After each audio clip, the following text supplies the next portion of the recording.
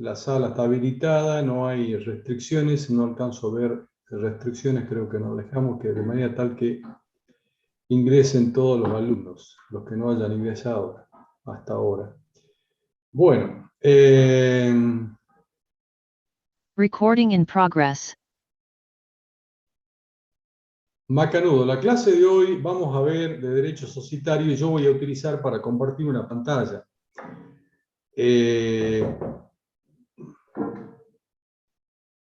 Un segundo, que tengo acá una intervención.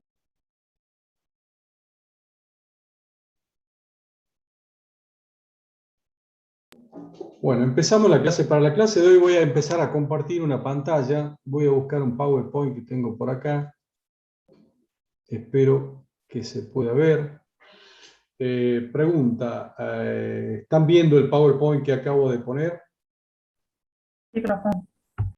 Macanudo. Bueno, el tema que vamos a ver hoy va a ser básicamente de derecho societario. El contenido va a ser el fondo común, capital, patrimonio, aporte, los principios generales, inscripción provisoria, la determinación, mora y ejecución del aporte, los distintos tipos de bienes que se pueden aportar, cómo se evalúan, la garantía de evicción y vicios redebitorios, prestaciones accesorias, como así también vamos a incorporar, hay algo que me parece que, bueno, no dejé, o espero que no quede ningún alumno afuera, que estén adentro todos en la sala. Bueno, como les decía, este es el contenido del temario de hoy. Le vamos a agregar a continuación, al final también, me han pedido que le agregue ganancias, dividendos, ganancias reservadas y la aprobación de los estados contables. Entrando ya directamente en tema, cuando se va a constituir una sociedad, el primer punto, fondo común, capital y patrimonio, ¿qué es lo que ustedes ya empezaron a ver desde el artículo 1, cuando hay el contenido de una sociedad, donde un conjunto de personas, una o varias personas, dice la ley actualmente, se obligan a realizar aportes para dedicarlo a un objetivo en particular, con el propósito obviamente de obtener un rendimiento y repartirse los frutos o soportar las consecuencias de la mala ejecución o acción de un periodo determinado. Entonces, cuando se va a iniciar la consecución de una encomienda profesional de un objetivo determinado, ¿qué es lo que hace falta? Siempre el elemento movilizador que va a ser para la consecución del objeto social, que por ejemplo, si estaríamos en clases presenciales, les diría que en el aula o en el anfiteatro, tenemos esta cantidad de alumnos y todos queremos, algunos dirán, vamos a constituir una librería para proveerle de artículos a todos los estudiantes. No, hagamos otros el bar, otros nos dedicamos a fabricar bancos, etc. Pero para poder llevar a cabo ese cometido, o es más, para sacar las copias, las fotocopias, o para poder comprar los elementos, los pendrive, o para poder pagar el cable, etcétera, los elementos que podamos llevar necesarios para llevar a cabo el objeto en el cual se quieren constituir, hace falta algo. ¿Qué hace falta? Que alguien, o todos y cada uno, en el esfuerzo de cada uno, se obliguen o hagan aportes determinados. Si no hay ese elemento motivador, por un lado el elemento motivador, qué queremos hacer y hacia dónde queremos llegar. Una vez definido el qué, hace falta el cuánto y cómo. El cuánto va a decir, bueno, Macanudo, para poder arrancar este tipo de emprendimiento, poner un bar de la universidad o una librería, o querramos poner una concesionaria de auto o habilitar nuestros propios estudios profesionales, en primer lugar hace falta que, además de nuestros conocimientos y nuestra voluntad y nuestras facultades para empezar esa actividad, hace falta poder emprender a que todos, o qué puede aportar cada uno. Si queremos empezar nuestro estudio ya, Macanudo, yo ya tengo una biblioteca, yo ya tengo el escritorio, yo tengo la computadora. Sí, pero ¿y dónde nos instalamos? Y nos instalemos en mi casa, que tengo un espacio. No, mejor nos instalemos en la casa de un amigo que tengo en el centro o en determinado otro lugar. Y de acuerdo al tipo de actividad, seguramente todos los constituyentes de ese nuevo ente social van a decidir aportar algo. Esos aportes pueden consistir en determinado tipo de prestaciones que simplemente te presto este escritorio que era de mi abuelo, mirá, yo llevo esta computadora portable porque mi papá trabaja a la mañana, pero a la tarde la tengo disponible, etcétera, y otros dirán, no, yo tengo esta cantidad de fondos porque tengo esta disponibilidad, o cuando ustedes ya en el ejercicio profesional, algún cliente o comitente se les apersona al estudio y les diga, señor contador, necesito realizar este emprendimiento, yo y fulano de tal, que somos socios, o mi grupo familiar, y que queremos constituir algo, una sociedad, un ente que nos dé seguridad y certeza en cuanto a cómo vamos a encarar esto para adelante. Y usted que estudió, usted que sabe, ¿por qué no me asesora y me dice qué tipo de emprendimiento puedo, qué tipo de ente o sociedad puedo llevar adelante? Eso es lo que vamos a ver ahora, me empiezan a ver en esta materia. O sea, el menú de opciones en cuanto a la constitución de sociedades. Y en esta parte lo que estamos viendo es la parte de ese aporte inicial, de ese fondo común que necesariamente existe en el momento inicial, desde el momento en que cada uno de los socios tiene esa voluntad de unirse en sociedad para que entre ambos uno pone el capital y el otro pone el esfuerzo, o viceversa, o ambos ponen el capital y ambos ponen el esfuerzo necesario para poder llevar a cabo el objeto que deciden emprender. Y es así como nace, este es el fondo común, que necesariamente tiene que existir inicialmente. Macanudo, pero esto es el esfuerzo de fondo común que tenemos. Ustedes se sentarán con sus futuros comitentes y dirán, a ver, Macanudo, ¿ustedes qué quieren hacer? ¿Quieren constituir un bar? Bueno, ¿y cuánto les hace falta? Les hace falta, son este listado de elementos que necesitan. ¿Quieren constituir o emprender una concesionaria de auto? ¿O quieren emprender una fotocopiadora? ¿Qué hace falta? ¿Cuáles los elementos necesarios? Y Macanudo, ¿quién aporta qué, cuándo y cómo? Definido que fuere esas situaciones, ya empezarán a ver las figuras societarias que podrán seguir adelante. Y es así como nace, de acuerdo a la figura societaria que elijamos o que se elija para poder llevar a cabo la consecución del objeto social, llegamos a otro de los conceptos que tiene dentro del derecho societario, que es el capital y el patrimonio. Como dice acá la Filmina, es un elemento esencial el capital y el patrimonio, y es aquí donde empezamos a diferenciarlo. En primer lugar, ustedes ya sabrán, si no lo van a ver los primeros artículos cuando los requisitos esenciales para la constitución de una sociedad, uno de esos requisitos esenciales es el capital de la sociedad. ¿Y qué es el capital para la constitución de cualquier figura societaria? El capital no es sino ese compromiso y materialización efectiva que deciden hacer los respectivos socios, y que va a resultar de la suma de cada una de las aportaciones individuales que tengan los respectivos integrantes de la sociedad. Por ejemplo, si se van a constituir una concesionaria de autos para la compraventa de autos nuevos o usados, entonces van a requerir o van a determinar una cifra determinada de capital. Supongamos 4 millones de pesos, son 4 socios, cada uno aportará 1 millón de pesos. Ese será el capital social que va a figurar en el instrumento legal de constitución de la figura societaria determinada. Por otro lado, ustedes como estudiantes de ciencias económicas habrán visto y van a ver a lo largo del desarrollo de la carrera de que ese capital social que me figura, que dice la ley que es prácticamente tiene las condiciones de ser estático o intangible o invariable, y que sirve como elemento de medición al momento de la constitución, si son 4 socios, cada uno aporte con un capital de 4 millones de pesos, cada uno aporta 1 millón, de manera tal que la participación en la constitución es de 1/4 parte por cada uno de los socios. Sirve como un elemento de medición. Cuando se presenten a pedir crédito en un organismo determinado o a sus respectivos proveedores, tienen una cifra de respaldo, ¿sí? E incluso cuando informen sus datos a los respectivos proveedores, clientes o a las entidades fiscales que correspondan, es un elemento, digamos, que reafirma ese carácter estático que sirve para medir la responsabilidad, hasta cuánto puede responder esta sociedad que se ha constituido como un elemento de solvencia.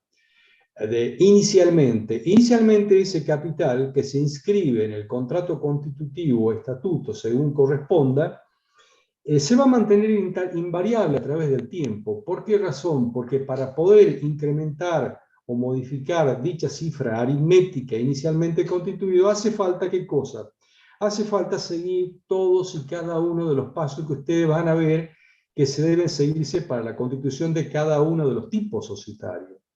Por otro lado, cuando ustedes cierran los respectivos estados contables, van a tener el capital social. Ya no, ustedes en el ejemplo que estamos tomando de una sociedad de 4 millones de pesos, con una aportación de 1 millón cada uno, se aporta inicialmente para el cierre del año, seguramente no habrá 4 millones, sino que habrá en el activo dinero en efectivo, créditos, otro tipo de productos, mercaderías, y en el pasivo habrán proveedores, remuneraciones a pagar, y el remanente será lo que le queda como la diferencia entre el activo y el pasivo, y se denomina el patrimonio. Esa diferencia es el patrimonio económico, capital económico de esa sociedad.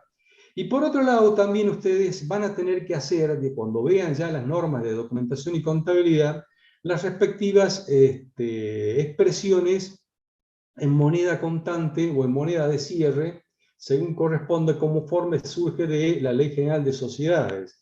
Y entonces, ese capital social, como vivimos lamentablemente en Argentina, con el flagelo que tenemos del proceso inflacionario sostenido en el tiempo, el capital inicial seguramente a fin de año ya no valdrá los 4 millones, tendrá otra cifra.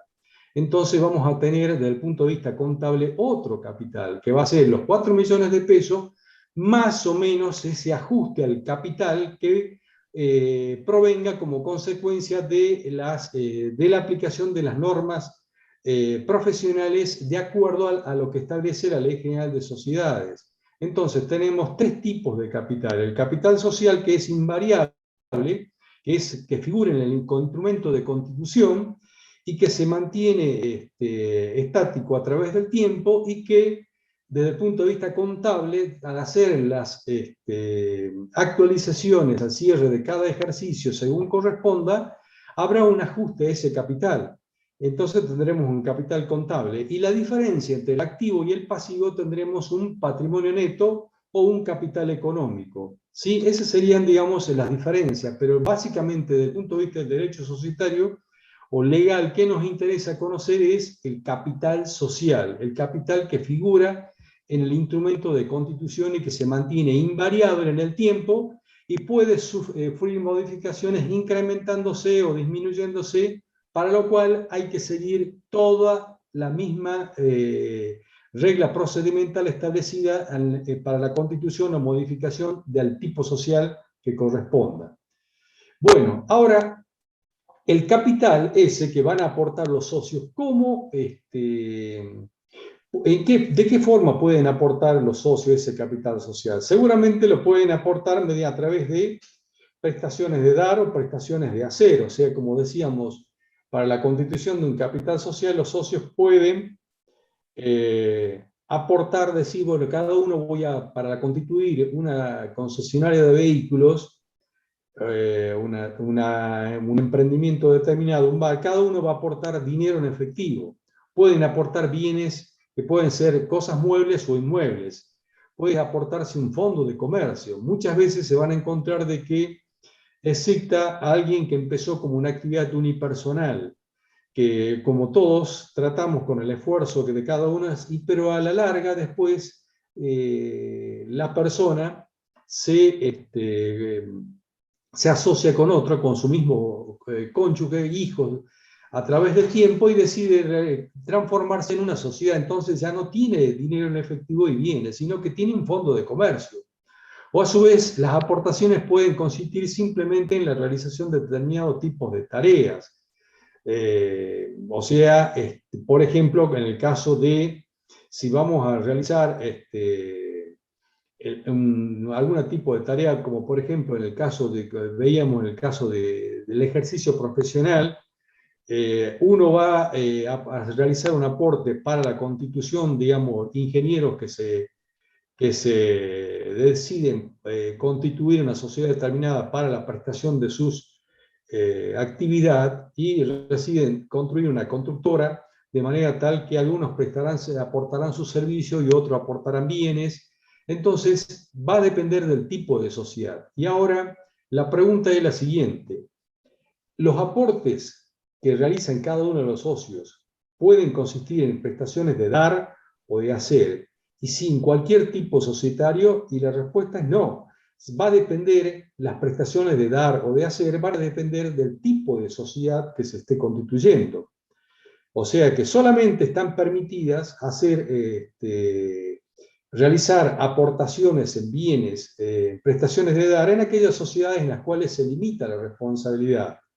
Mientras que las sociedades que no limitan la responsabilidad, que son pocas, digamos, las sociedades básicamente o sociedades de personas, la sociedad por excelencia es la sociedad colectiva, o de comandita simple solamente en la parte de uno de los socios, o de capital industrial, sí están permitidas, cuando vean cada una de esas figuras societarias, la realización de aportes consistentes en prestaciones de hacer.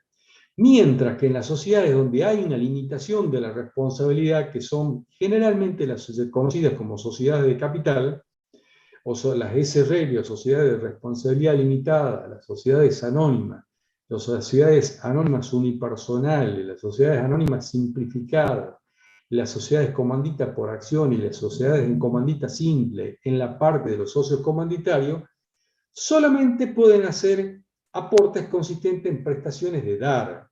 O sea que no pueden hacer aportes consistentes en prestaciones de hacer. ¿Y por qué razón? Porque esas sociedades tienen la facultad que les permite la ley de limitar su responsabilidad, de manera tal que si están obligados a realizar una tarea determinada y no la cumplen, el tercero con quien contrata no puede venir a exigirle a la sociedad la prestación determinada. ¿Por qué razón? Porque los socios realizaron una prestación de hacer.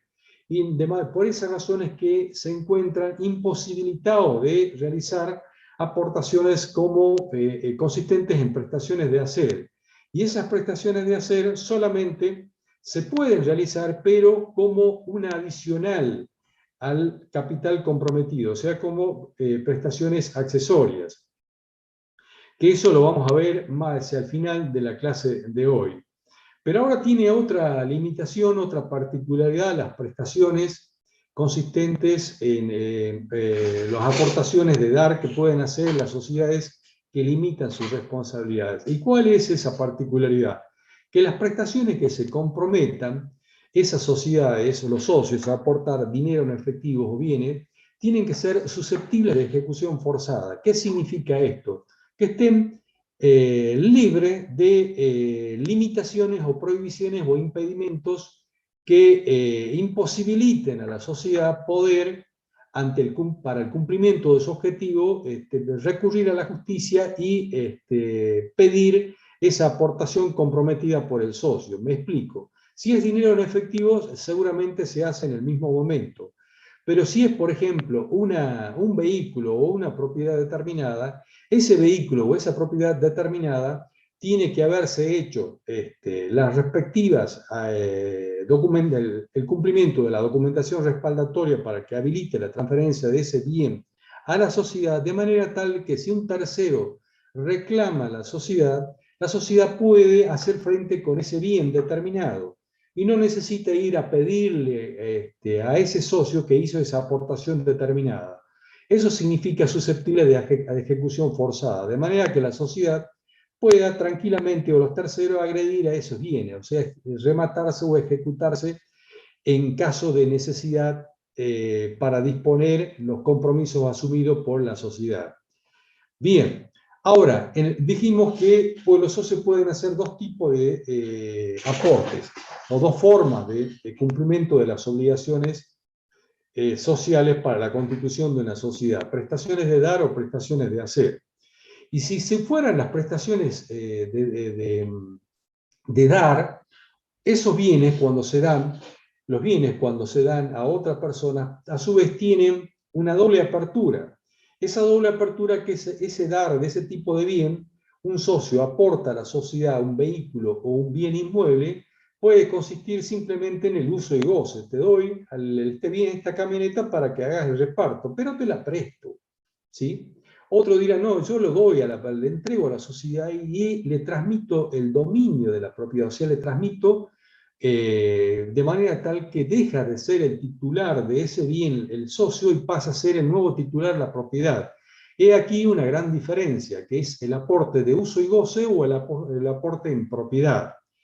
Y ahora, también la ley acá en este caso, en los artículos que están citados en la pantalla, 38 y 39, menciona que nos aclara que las prestaciones de aportes consistentes en prestaciones de dar, de uso y goce, solamente se pueden realizar en las sociedades de personas.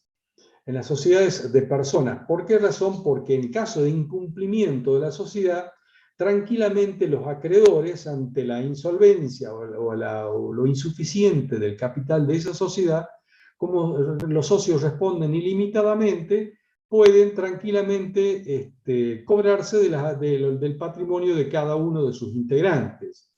Mientras que para las sociedades en las cuales están limitadas la responsabilidad, como son las SRL y las sociedades por acciones, la ley nos exige en esos artículos que están citados, el 38 y el 39, que los aportes deben ser consistentes en prestaciones de dar en propiedad y susceptible de ejecución forzada. ¿Por qué razón? Porque si lo entregan como aporte de uso y goce, se entrega una camioneta o un inmueble determinado para que hasta que puedan, se desarrolle la sociedad, yo les entrego esta propiedad para que tengan el local para poder instalarse, o les facilite para la instalación de vuestros estudios, y van a consistir simplemente en prestaciones accesorias, no van a formar parte del capital de la sociedad. Y por último, la ley también aclara que cuando se realicen las aportaciones a las sociedades de capital, o sea, sociedades que limitan la responsabilidad, es necesario que en el contrato se aclare de qué forma se están realizando esas aportaciones. O sea, si es dinero en efectivo no hay mayor aclaración que realizar, pero si hay una aportación de un inmueble o de un vehículo determinado, que se aclare si es de uso y goce o es en propiedad. Y si nada se aclara, se presume que ese bien fue aportado en propiedad.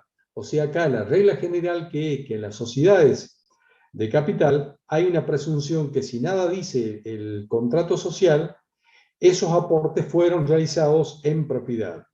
Ahora bien, ¿cómo se van a materializar en la práctica las aportaciones? Ya vamos a ver la evaluación enseguida, en los artículos siguientes. Generalmente cuando se constituye una sociedad donde se aportan bienes. Si se aporta dinero en efectivo es lo más simple. Cada uno de los socios, en el ejemplo que tomábamos, realiza una aportación de $1 millón cada uno, y esa aportación, ese aporte de ese bien, de dinero de cada uno, lo podrá realizar integralmente en ese mismo momento de la Constitución, o en el plazo legal que establece la ley, el plazo que fija el estatuto, o que marca un techo de la ley que no puede ser superior a 2 años del momento de la constitución de la sociedad. Macanudo, eso es si fuera en dinero en efectivo. Y si fuera en bienes, seguramente el aporte, como dice las reglas de los primeros artículos de la ley, es que deben ser realizados en un 100%. ¿Y de qué manera se va a probar o se va a acreditar las aportaciones respectivas de cuando se realizan aportes consistentes en bienes? Y es aquí donde ustedes van a empezar a participar como profesionales. donde se los van a consultar para una constitución de una sociedad, y dirán, bueno, macanudo, vamos a hacer una sociedad con un capital de 4 millones de pesos, pero uno dirá, yo tengo el dinero en efectivo, otro dirá, yo tengo esta camioneta, otro, yo tengo estos bienes muebles, otro dirá, yo tengo esta propiedad. O a su vez, dirán que han empezado en la Constitución el padre de familia solo o con la esposa o viceversa, con los cónyuges, para ser más claro. Inicialmente trabajaron a brazo partido, como decíamos en buen romance, y han logrado la constitución de este tipo de bienes de fondo común. Y ahora deciden constituir una sociedad. A ver, dígame usted, contadora o contador, de qué manera, cuál figura societaria nos conviene y a su vez de qué forma llevamos a cabo. Independientemente que ustedes constituyan o no el contrato constitutivo, sí o sí van a participar como profesionales en la formalización de un balance de constitución de esas sociedades. Y en ese balance de constitución de las sociedades, ¿qué va a tener? Solamente va a tener bienes. Y esos bienes que van a aportar los socios. Van a aportar maquinarias, van a aportar bienes muebles, van a aportar vehículos, pueden aportar inmuebles, entonces van a tener un detalle de componentes de activo, hoy pasivo no existe, o si existiera lo tendrán que detallar, y el remanente será el capital que los titulares de ese patrimonio, de ese fondo común, deciden aportar como capital para la constitución de esa sociedad. Y ustedes, que se les presente ese tipo de situación, ¿qué elementos van a requerirle a esos 4 socios? Son muy amigos de ustedes o no los conocen, cualquiera sea el caso, pero la responsabilidad de ustedes como profesionales para poder aseverar que realmente esos bienes existen y al mismo tiempo son de propiedad de quien dice ser de cada uno de esos socios nuevos constituyentes de una nueva sociedad y que deciden transmitir el dominio de cada uno de esos bienes a la sociedad que se constituye. Para lo cual, ustedes le van a requerir la documentación respaldatoria. Yo esta camioneta la adquirí, acá está el título de propiedad, la cédula verde, la adquirí la factura de compra, me costó tantos pesos, pero me costó a tantos pesos, pero ahora como tiene tantos años de antigüedad, hoy vale tantos pesos. Y yo la voy a aportar a la sociedad por este valor. ¿Sí? Pasará con el otro señor que aporta esta maquinaria, el otro que aporta esta propiedad, y de la misma forma les tendrán que acercar la documentación respaldatoria que acredite, que pruebe que esas personas que están constituyendo esa sociedad son los titulares de esos bienes, para que ustedes puedan formalizar ese balance inicial de constitución para acompañar al contrato social de constitución de la sociedad, porque no se constituye con dinero en efectivo, sino que se constituye con bienes. Indefectiblemente tendrá que acompañarse con ese balance de constitución que tendrán que ser suscrito por un profesional en ciencias económicas y debidamente certificado por la entidad, por el Consejo Profesional, para acompañar a la constitución de esa sociedad. Bien, hasta ahí vamos. Luego, ¿qué tenemos? ¿Qué más tenemos? Formalidades de la inscripción. Cuando se aporta un bien a la sociedad, se deben cumplir, dice la ley en el artículo 38, con todos los requisitos exigidos para la transferencia de ese bien. Por ejemplo, como yo les daba, si se constituye con un vehículo automotor, hay que hacer todos los requerimientos de las transferencias, de pasar del dominio de la persona humana a la sociedad. Pero si la sociedad no está constituida, y lo mismo va a pasar con la aportación de inmuebles. Entonces, ¿qué es lo que hay que hacer? La ley me dice que para el cumplimiento de los aportes debe cumplimentarse todas las formalidades exigidas de acuerdo a la naturaleza de los distintos bienes que se aportan. ¿Cómo se acredita la propiedad de los bienes muebles? La propiedad de los bienes muebles se acredita simplemente con la propiedad, con la titularidad de los mismos.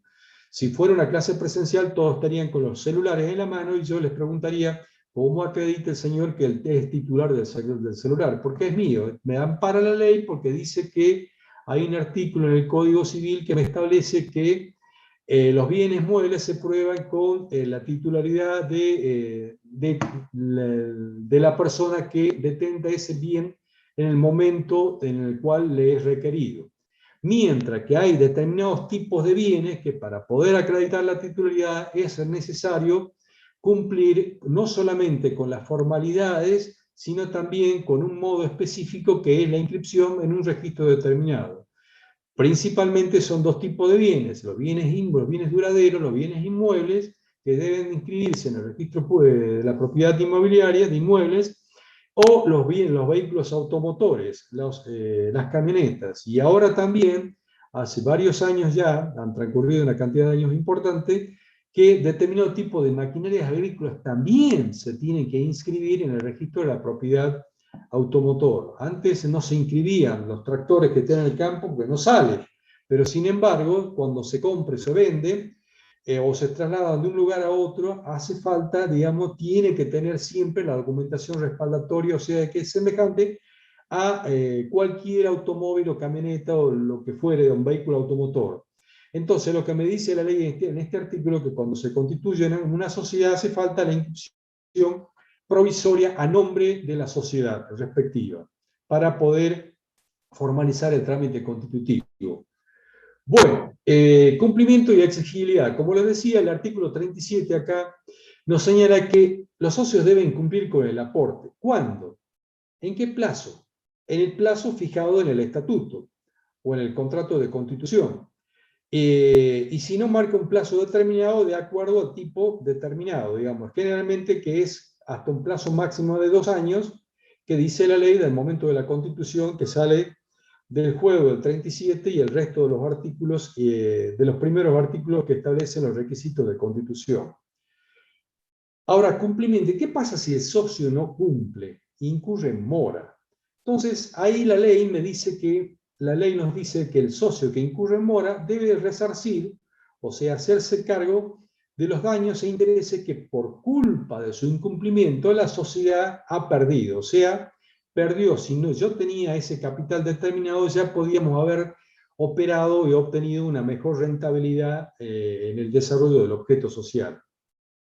Y hay que diferenciar dos tipos de situaciones. Por un lado, las sociedades de interés, o las sociedades que tienen la responsabilidad ilimitada, como básicamente son las sociedades colectivas, y como así también en las sociedades en las SRLs, la ley faculta que la sociedad puede excluirlo al socio, sacarlo directamente. No cumpliste, si los 4 socios se comprometen por 4 millones, dijimos el ejemplo que estamos tomando, vamos a hacer un aporte de un porcentaje cada uno.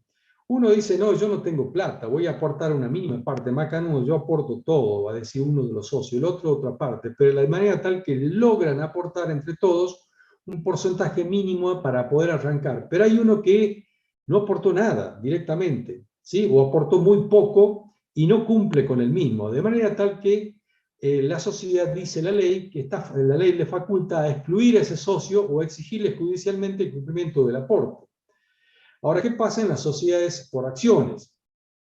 Si no cumplen con el aporte dentro del plazo comprometido en el estatuto o el plazo máximo legal de los 2 años del momento de la constitución de la sociedad.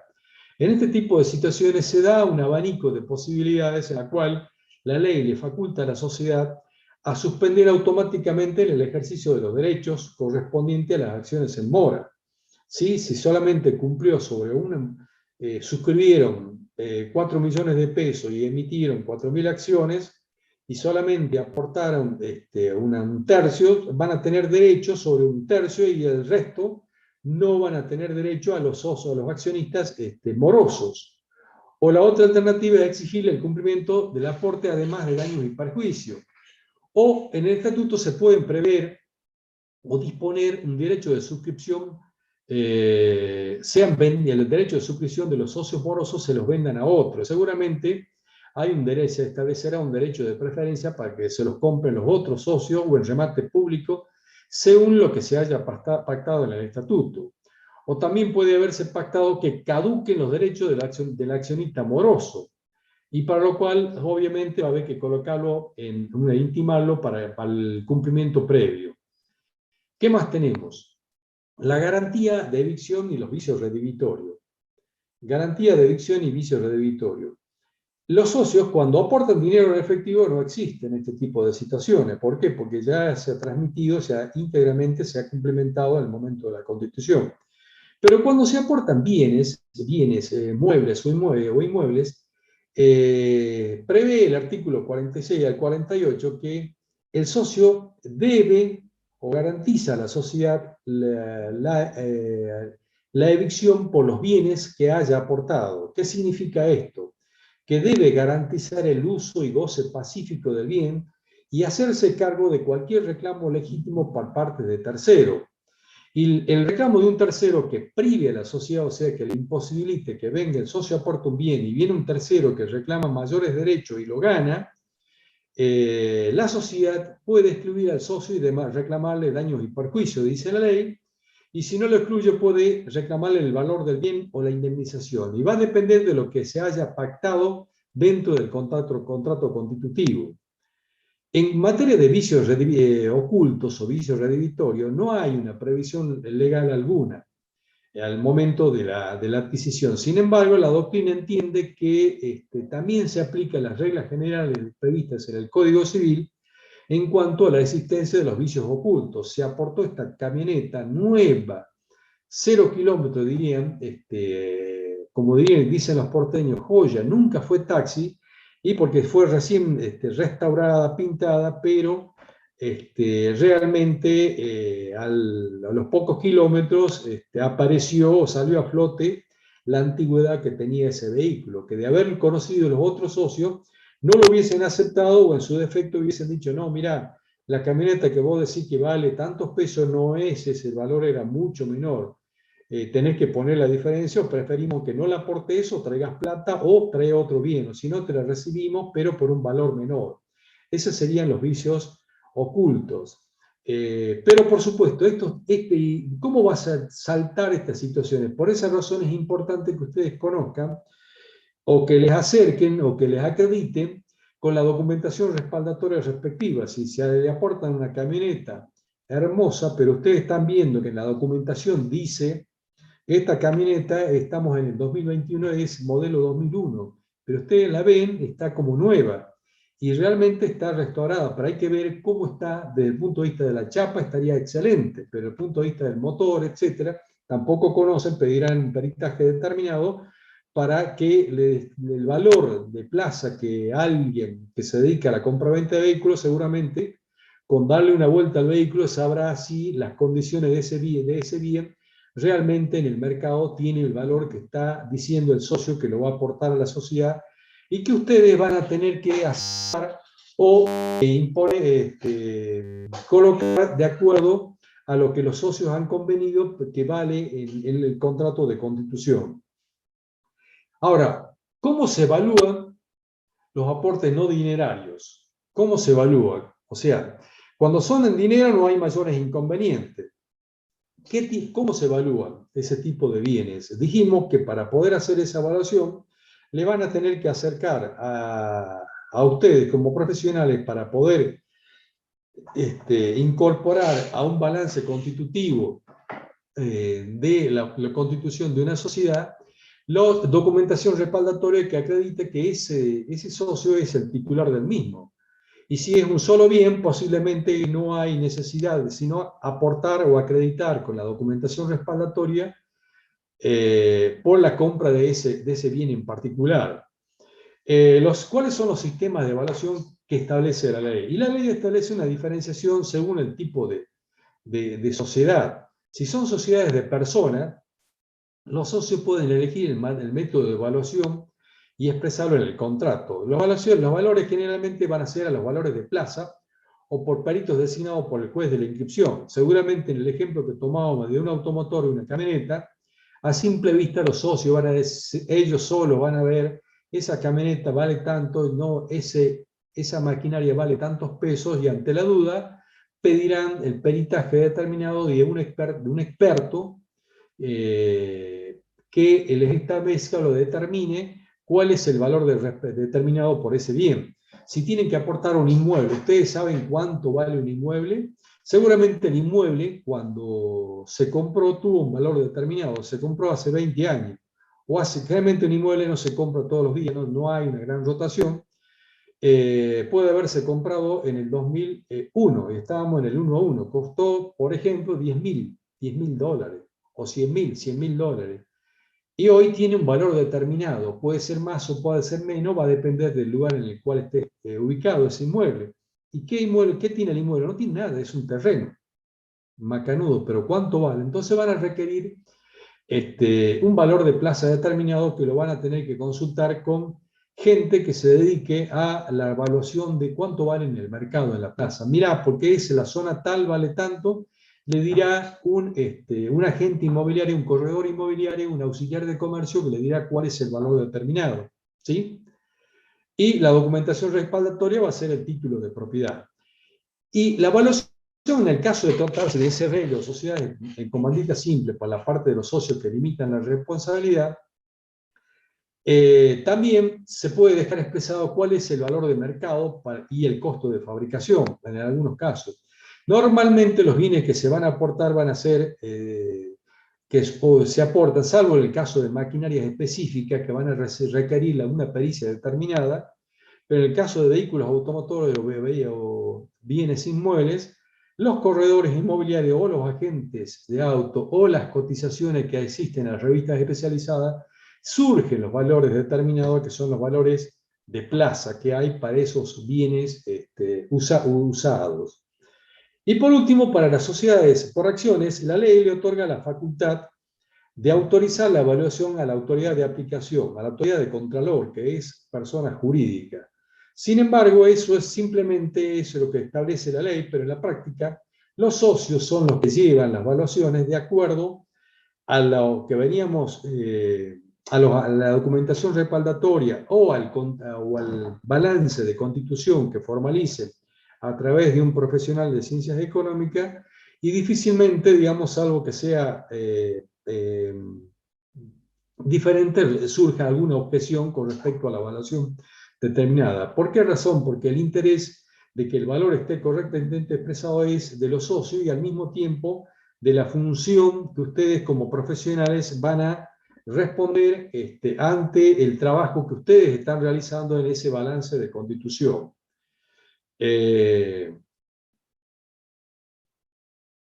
Evaluación de los aportes no dinerarios. Hay una particularidad que surge del artículo 53, que es la infraevaluación y la sobreevaluación de los aportes no dinerarios. ¿Qué significa esto? Que la infraevaluación es cuando hay un bien determinado que los socios, que tiene un valor superior, pero que los socios deciden aportarlo por un menor valor. No, para mí el valor de mercado es, el ejemplo que ustedes tienen en la pantalla, vale 1.200.000 pesos este vehículo, pero yo a la sociedad lo aporto por 1.000.000 de pesos. ¿Y de dónde sale 1.200.000? Y la cotización que me hizo la concesionaria tal, el corredor inmobiliario tal, fulano de tal, acá está, dice que vale, incluso alguno puede valer más, pero yo no, para mí vale menos, yo quiero contribuir que la sociedad gane, porque me interesa el objetivo de la sociedad. ¿Se puede hacer eso? Sí se puede hacer eso. Ahora, se puede sobrevaluar los aportes, o sea, al revés. O sea que el bien, el otro ejemplo sería al revés que tenemos en la parte inferior de la pantalla, que el bien sea un valor real de acuerdo a las diferentes cotizaciones, un valor de plaza de 1,5 millones, y que los socios digan, uno de los socios vale 2 millones de pesos. Y ahí en ese caso puede ser objeto de impugnación y se va a tener que integrar la diferencia de precio. O sea que, como regla general, que esto en realidad en la práctica difícilmente sucede, si no sucede siempre en las preguntas de los exámenes. La infraevaluación de los aportes está permitida, sí está permitida. La sobrevaluación de los aportes no está permitida, está prohibida. ¿Sí? La ley exige la integración de la diferencia. Bueno, ¿qué tipo de bienes pueden aportarse? Por lo general, los socios aportan bienes, aportan dinero o aportan bienes. Y los bienes, como dijimos, pueden ser muebles o inmuebles. Y entonces acá la ley hace una recorrida en 5 artículos mediante la cual establece las formas que deben aportarse la evaluación de ese tipo de bienes, cómo se deben evaluarse. Si se aportan derechos intelectuales, marca, diseño, la ley exige que estos derechos estén correctamente instrumentados y que no sean litigiosos. O sea que si aporto una marca porque lo he patentado, yo he diseñado este tipo de, y lo voy a aportar, entonces la ley me establece que no tengo en un conflicto determinado, sino que realmente esté inscripto a nombre de titular y se puede hacer la inscripción, la traslación del dominio de ese derecho o de la propiedad de ese derecho a favor de la sociedad. ¿Se pueden aportar créditos? También se pueden aportar créditos. O sea, por ejemplo, un socio se dedica a la compraventa a la compraventa de maquinarias o es productor agropecuario y se decide constituir una sociedad y vendió la cosecha y tiene para cobrar un crédito existente a una gran compradora o acopiadora. ¿Puede ceder ese crédito? Sí se puede ceder. Y es aquí donde ustedes en ese comprobante o en ese balance constitutivo, como dice la ley en el artículo 41, tiene que acreditar la existencia, que realmente existe, estará la factura de compra, el remito, la recepción o el contrato de compraventa, y que legítimamente no se ha abonado y que tiene una fecha de vencimiento y a la cual cede ese crédito como aporte constitutivo para la formación de una sociedad. ¿Se pueden aportar títulos? Sí, también se pueden aportar títulos. Los títulos deben ser, si cotizan en bolsa, lo más simple, el valor de cotización. De lo contrario, se tienen que aplicar los procedimientos que vamos a ver en el artículo 51, que lo vemos enseguida. Aportes de bienes grabados. ¿Se pueden aportar bienes grabados? O sea, ¿qué significa bienes grabados? Bienes, se pueden aportar una propiedad de inmueble que tenga un gravamen, o sea, una hipoteca, una camioneta o un auto que tenga un gravamen, o sea, que tenga una prenda determinada, o sea, eso significa que se pueden aportar bienes grabados, pero con la deducción del gravamen. Por ejemplo, si se aporta un auto que de 1,5 millones de pesos, pero que está grabado con una prenda de 500.000 pesos, entonces el bien solamente va a ser aportado por 1 millón de pesos. ¿Y qué pasa con la diferencia? Y los 500.000 lo va a tener que pagar la sociedad seguramente. ¿Por qué razón? Porque la sociedad se va a quedar, ya es la nueva titular de ese bien. Entonces ya no es un aporte del socio, sino que se aportó con los fondos de la sociedad. ¿Se puede hacer el aporte de un fondo de comercio? Sí, se puede hacer el aporte de un fondo de comercio, que es el conjunto de bienes materiales e inmateriales que tiene un establecimiento determinado y para lo cual hay que cumplimentar todos los requisitos de la ley 11.867 de transferencia de fondo de comercio e integrar ese como capital a la constitución de la sociedad. ¿Qué más tenemos? Y bueno, prestaciones accesorias. ¿Qué son las prestaciones accesorias? Son prestaciones de hacer que los socios pueden realizar a la sociedad, pero que no integran el capital social, ni tampoco significa que aumentan la participación de ese socio como aportante en sus derechos sociales. Ya vimos que estas prestaciones accesorias no pueden, prestaciones accesorias no se pueden constituir como capital en las sociedades de capital, sino simplemente como prestaciones accesorias. ¿Por qué razón? Porque esas sociedades de capital solamente pueden realizar aportaciones de dar. Entonces, en este tipo de sociedades, las sociedades de capital, las prestaciones tienen que ser en prestaciones de dar, mientras que si se hacen prestaciones de hacer o de uso y goce, en este tipo de sociedades, la ley las denomina prestaciones accesorias. Y las prestaciones accesorias tienen la característica que no pueden ser en dinero y deben tratarse de bienes no dinerarios o obligaciones de hacer. O sea, el compromiso de prestaciones no pueden ser en dinero prestaciones, no integran el capital social y tampoco incrementan la participación accionaria o social de aquel socio que la realiza. Y si se los incluye o no se los incluye en el contrato social depende de la voluntad de los socios. De hecho, en la práctica yo diría que prácticamente figura dentro de la ley de sociedades generales, pero no es frecuente o en lo personal jamás he visto una prestación accesoria. De que sí existe una prestación accesoria, lo realizan los socios, pero no jamás la incorporan en el contrato social. ¿Por qué razón? Porque como dice la última línea de la pantalla que ustedes están viendo y que surge del artículo 50, si están incluidos en el contrato social, se tornan exigibles. Yo voy a constituir esta sociedad y aporto 1 millón de pesos en concepto de capital, y accesoriamente, mientras exista la sociedad, le presto este inmueble y lo pongo en el contrato social. Se torna exigible. Si se vende las cuotas accionarias, se torna exigible. Entonces, por esa es la razón, tal vez, de que nadie pone este tipo de prestaciones accesorias dentro del contrato social. Que de hecho, en la práctica, los socios, cuando constituyen, como hay una gran voluntad asociativa o de constituir o llegar a lo social, somos todos amigos, y a medida que los socios se van desenvolviendo, realizando sus actividades, pueden surgir controversias. Por esas razones que muchas veces este tipo de prestaciones accesorias no se las introduce dentro del contrato social. De hacerlo, son exigibles las prestaciones accesorias.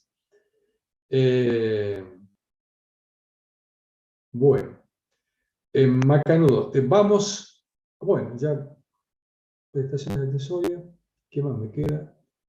Bueno, en definitiva, antes en conclusión, para redondear, digamos, lo que estuvimos viendo hasta acá, es que los socios, cuando deciden constituir una sociedad, constituyen un fondo común determinado, que son conjuntos de aportaciones individuales que se comprometen a realizar cada uno de ellos para la consecución del objeto social, y que se cristaliza en la colocación en el contrato constitutivo del capital social, de ese capital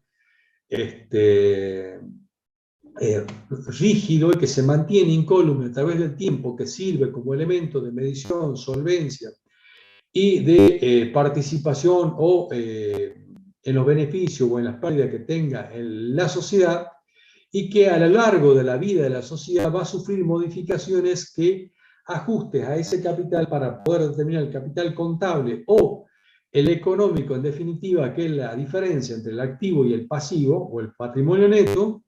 Y en la constitución de esa sociedad, los socios se comprometen a realizar los aportes determinados en dinero, en efectivo o bienes, y pueden ser, esos aportes pueden ser en prestaciones de hacer o de dar.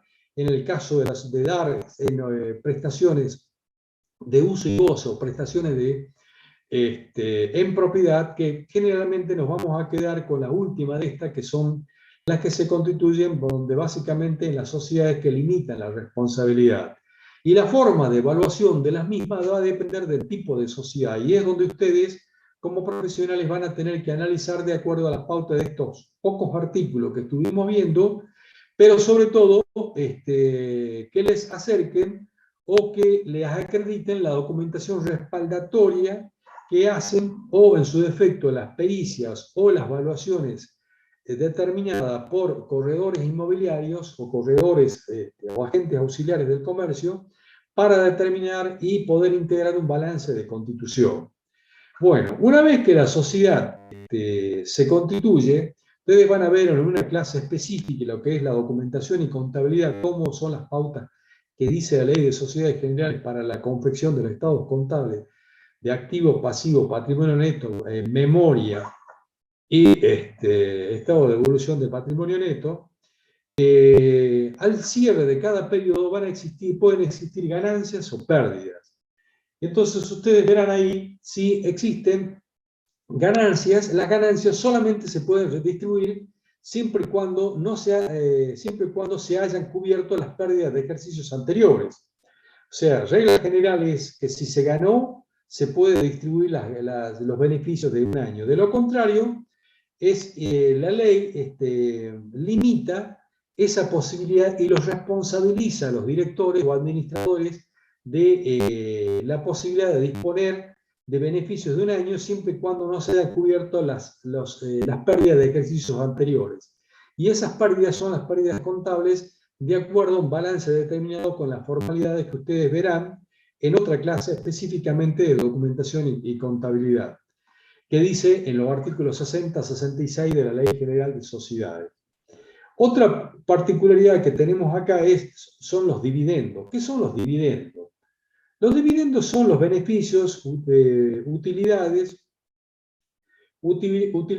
o ganancias que tienen generalmente las sociedades de capital, las sociedades por acciones, pero que están determinados dentro de la Ley General de Sociedades en el 68, donde establecen pautas para la distribución de los mismos. O sea que los dividendos en definitiva son las ganancias que tiene una sociedad y que vale la ganancia que va a salir como consecuencia de luego de haber los ingresos que tuvo producto del desarrollo de la actividad de la sociedad, cubierto todos los costos y gastos respectivos, sufragado los impuestos que correspondan, siendo el Estado uno de los principales socios de las empresas argentinas, el remanente que queda, los socios se los pueden llevar a casa, ¿sí?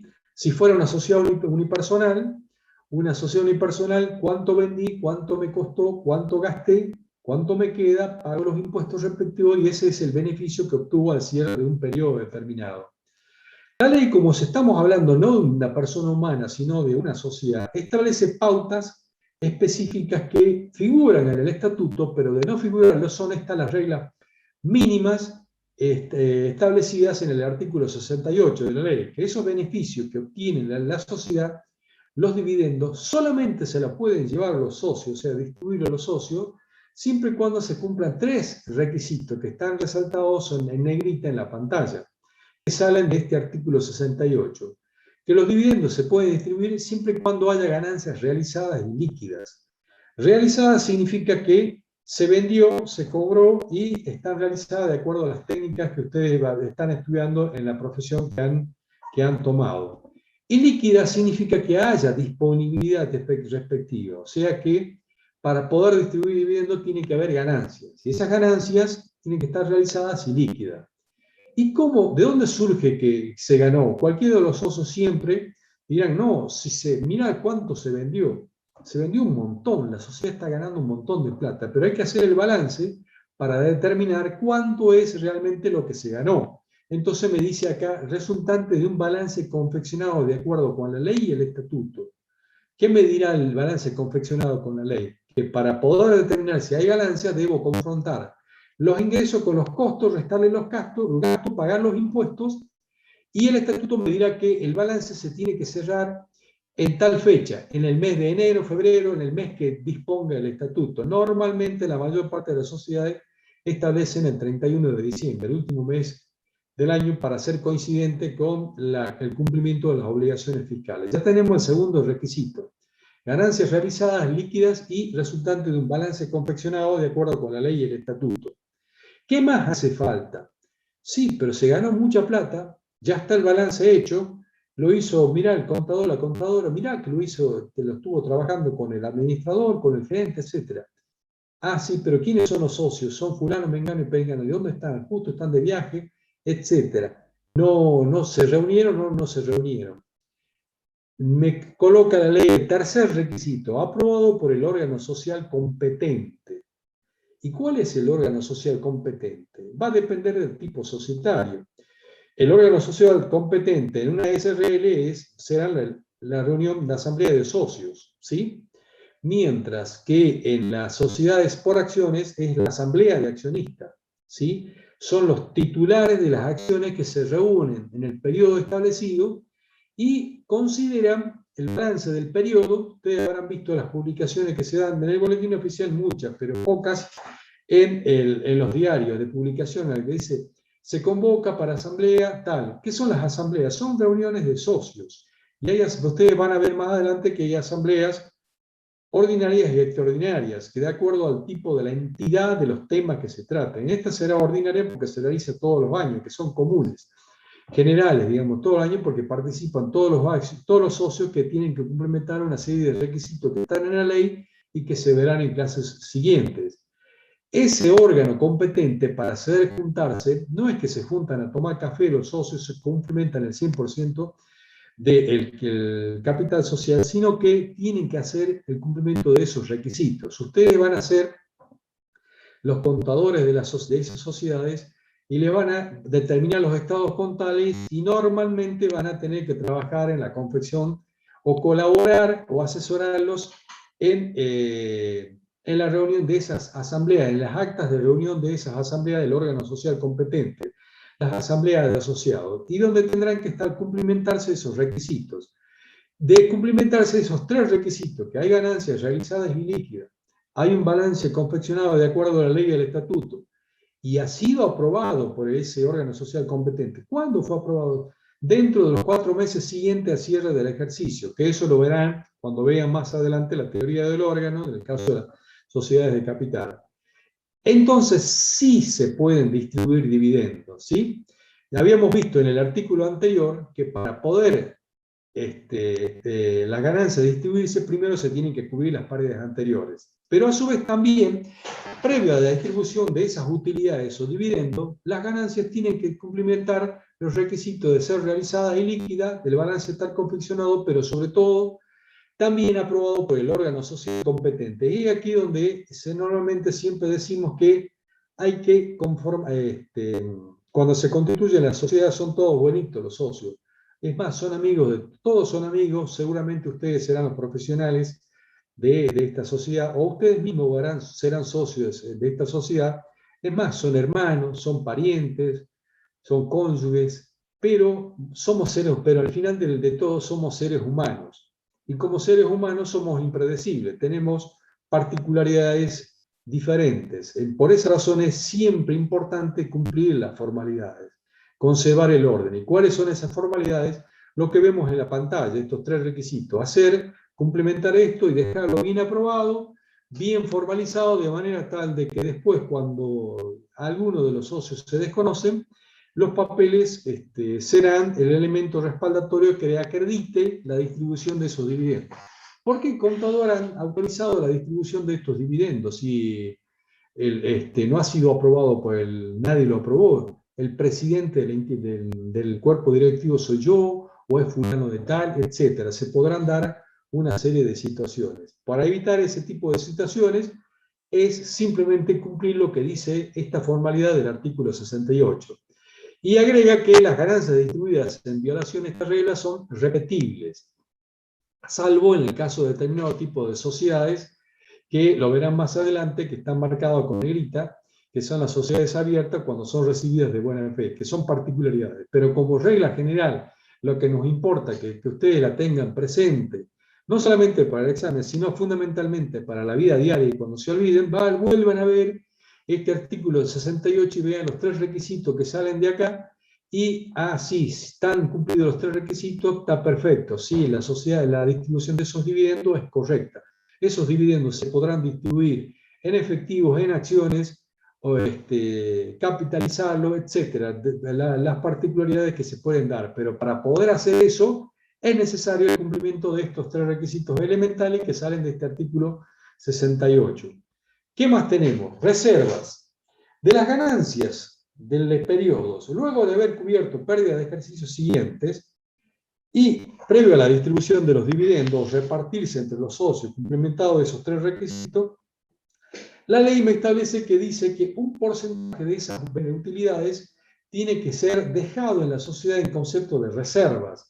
Esas reservas que se dejan en la sociedad me establece que dos tipos de reserva. Una reserva legal, obligatoria, para las sociedades, para las SRL, las sociedades por acciones, consistente en un importe no menor al 5% de las ganancias realizadas y líquidas que arroje el estado del ejercicio hasta alcanzar el 20% del capital. Si el capital son 4 millones de pesos, tienen que tomar el 20% de 4 millones de pesos, 800.000 pesos, sería el techo. Y a su vez el 5% de lo que dé la ganancia de un periodo determinado. ¿Sí? La ganancia previo a la distribución, luego de haber cubierto los costos, los gastos, pagado los impuestos, y previo a la distribución de dividendos, se tiene que cubrir el 5% de esa, destinar el 5% de esa ganancia hasta alcanzar el 20% de capital social. ¿Y qué capital? ¿Capital social o jurídico, capital contable o capital económico? Capital social, el capital inscripto en el registro público en el instrumento de constitución. No el capital que surge con el ajuste al capital del proceso inflacionario. ¿Sí? Porque eso es lo que surge de la Ley General de Sociedades. No hay otra aclaración. ¿Se pueden constituir otro tipo de reservas? Sí se pueden constituir otro tipo de reservas. Y para lo cual es necesario que para la constitución de esas otro tipo de reserva, el órgano que representa la voluntad social establezca la obligación de constituir y el destino de ese tipo de reserva. Es lo que se conoce como reserva facultativa. Se va a hacer una reserva, todos los años se va a destinar o reservar esta parte, ¿para qué? Para hacer un crecimiento, la capacidad de producción, para la adquisición de un bien determinado de forma permanente para poder tener un respaldo. Eso lo pueden establecer el órgano, puede estar previsto en el estatuto, o a su vez el órgano que establece la voluntad social lo podrá expresar. ¿Qué más tenemos? Aprobación o impugnación de del balance. Los estados contables de la sociedad, para poder cumplimentar, terminar de cerrar, como dijimos, previo a la distribución de los dividendos, todos los socios tienen que participar, de acuerdo al tipo de societario, en la aprobación o la impugnación de los estados contables. Y la adopción de las resoluciones de cualquier orden a su respecto. Y ese derecho que tienen los socios de todas las sociedades es irrenunciable. O sea, no puede decir, no, somos 4 socios, suficiente con que participemos nosotros 3, vos, cuarto, no hace falta que vengas. Él tiene derecho, es irrenunciable, y cualquier establecimiento de otra condición que se ponga en el contrato o en el acuerdo de los socios es nula. ¿Por qué razón? Porque es un derecho previsto, es disponible para las partes. Eso sería en cuanto a esta parte del programa, en cuanto a fondo común, capital, bienes que pueden aportarse, ganancias, reservas, dividendos y aprobación previa y distribución de utilidades de las sociedades, de la ley que prevé la Ley General de Sociedades. Quedo abierto a disposición de las preguntas que existiera de la clase de hoy.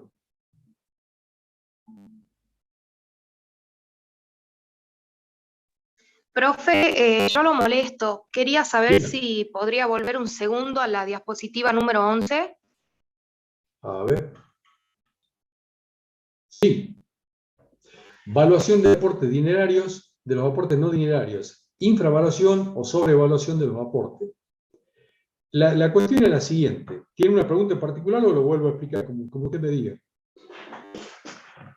No, sí lo entendí en realidad, pero no le había sacado captura y para que me quede el contenido, digamos. Listo.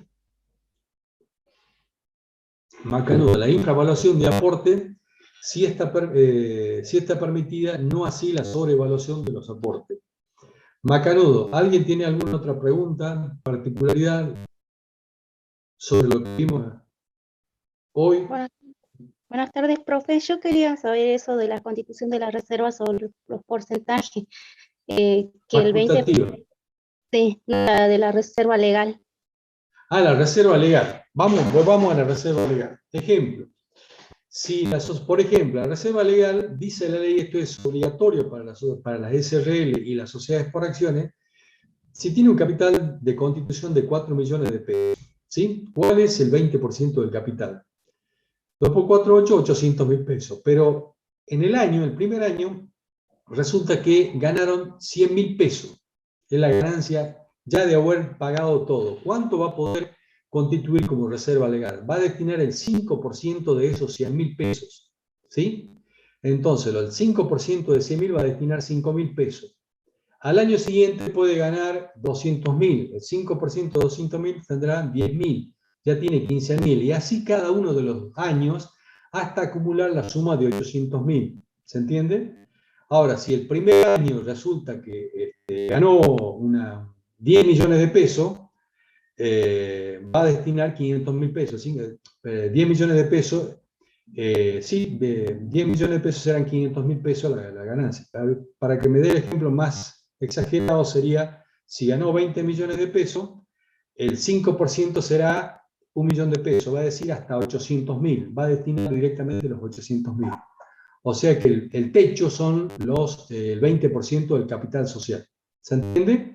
Si no alcanza el primer año, van a tener que ir acumulando año a año. ¿Y qué capital se toma? El capital social, o sea, el capital legal, el capital que figura en el instrumento de constitución de la sociedad. ¿Se entendió? Sí, profe, muchas gracias. Bien. ¿Alguna otra pregunta?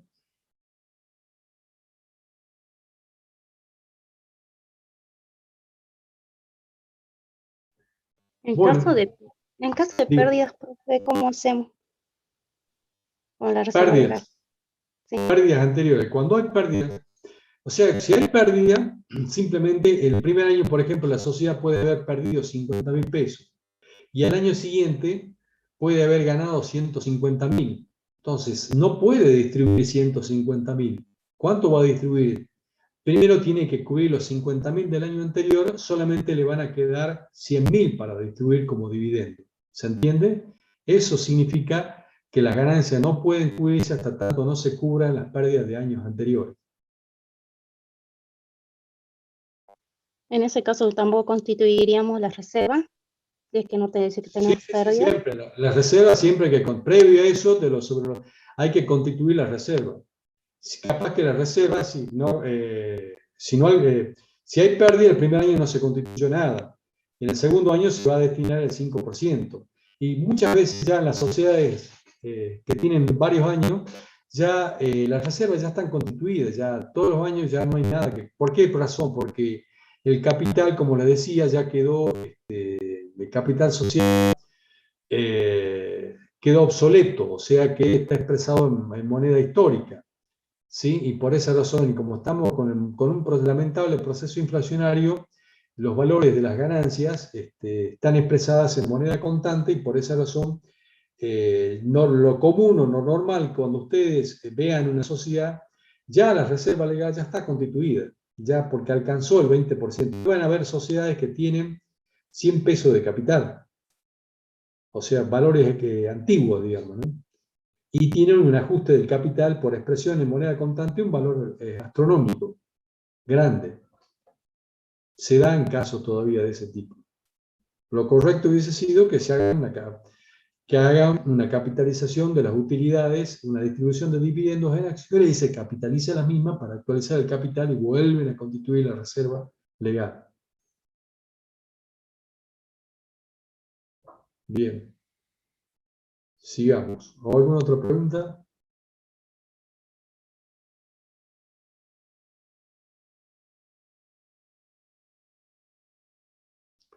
Bueno. Si no hay... Bueno, si se entendió, espero que se haya entendido, así que de manera tal, si se entendió y no hay más preguntas, estaríamos concluyendo la clase de hoy. Bueno, Profe, voy a una dejar de... pregunta. ¿Cómo? Profe, una pregunta. ¿Estas filminas quedan en la plataforma? Sí, se las pasamos, se las pasamos. Yo siempre se las paso para que las suban a la plataforma. Bueno, En gracias, profe. definitiva, sí, no hay problema. No hay problema. Siempre, todo lo que se hace está a disposición. Bueno, si no hay más preguntas, damos por concluida la clase de hoy. Muchas gracias a todos. Que tengan buena tarde. Muchas gracias, profe. Gracias, Luego. profe. Buenas tardes. Hasta luego.